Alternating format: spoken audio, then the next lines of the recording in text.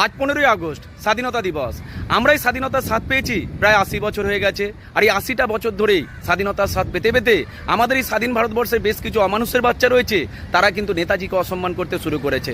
আপনারা প্রত্যেকেই দেখেছেন কিছুদিন আগে মূর্তিতে আঘাত করা হয়েছে।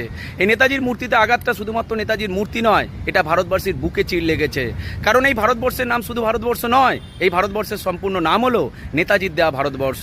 এই স্বাধীন ভারতবর্ষের বুকে যে স্বাধীনতার পতাকাটা উঠছে, আজ আমরা স্বাধীনতা দিবস পালন করছি, সেটা শুধুমাত্র বীর বিপ্লবীদের জন্য।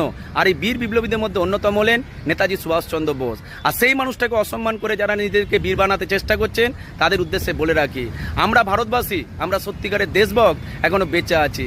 দেশকে স্বাধীনতা দেওয়ার জন্য নেতাজি সুভাষচন্দ্র বোস যতটা লড়াই করেছেন, আজ নেতাজির অসম্মান হলে আমরা ঠিক ততটাই লড়াই করে আপনাদের মতো অমানুষের বাচ্চাদেরকে দেখে নিতে পারি।